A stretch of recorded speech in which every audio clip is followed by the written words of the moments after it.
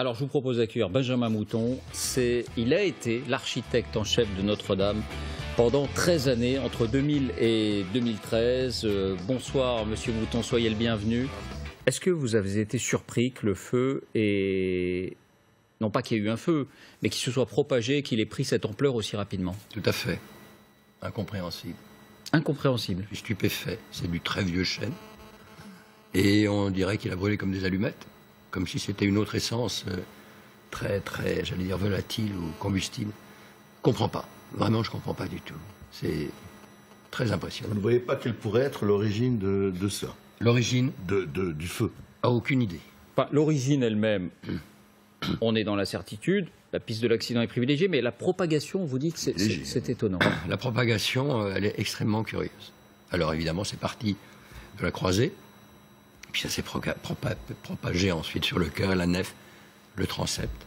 Parce qu'on entend beaucoup de commentaires qui disent, c'est ce qu'on appelle la forêt, cette zone très, très grande, très importante, très volumineuse de charpente, que cette charpente pourrait brûler finalement presque comme du petit bois. Vous vous inscrivez en faux. Vous dites ce type de bois ne brûle pas comme ça. Bah non. Vous savez, du chêne qui a 800 ans, c'est très dur. Essayer d'en faire brûler, enfin moi j'ai jamais essayé.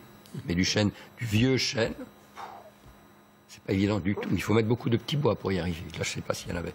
Non, j'arrête de plaisanter. Je crois que non, moi, ça me stupéfie beaucoup. Et où vous mène cette réflexion?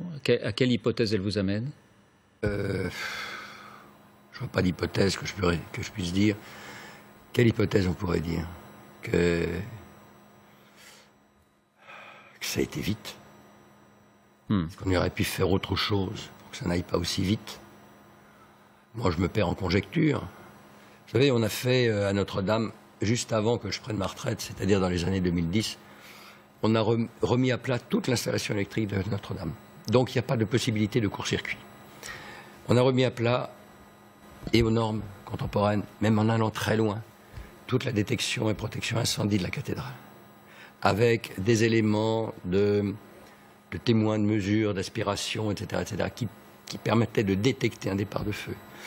Vous avez en bas de la cathédrale 2 hommes en permanence qui sont là jour et nuit et qui sont là pour aller voir dès qu'il y a une alerte et appeler les pompiers dès que le doute est levé. Ils sont là en permanence? En permanence, oui. Pourrait-il avoir, excusez-moi, de défaillance de mécanisme d'alerte? Impossible? Tout est possible. Tout est possible. Moi, je vois mal parce que, bon, ça a été un travail colossal. Et puis, vous savez, c'est comme dans tous ces chantiers de monuments historiques, surtout à Notre-Dame, on a un encadrement technique, normatif, de contrôle, etc., qui est considérable, qu'on ne voit nulle part ailleurs, qui est considérable. Donc là, je veux dire que je suis quand même assez stupéfait. Et pendant les 13 années où vous avez été l'architecte en chef du bâtiment, vous n'avez pas eu connaissance de départ de feu? Ça n'est jamais arrivé? Non. Je suis ravi.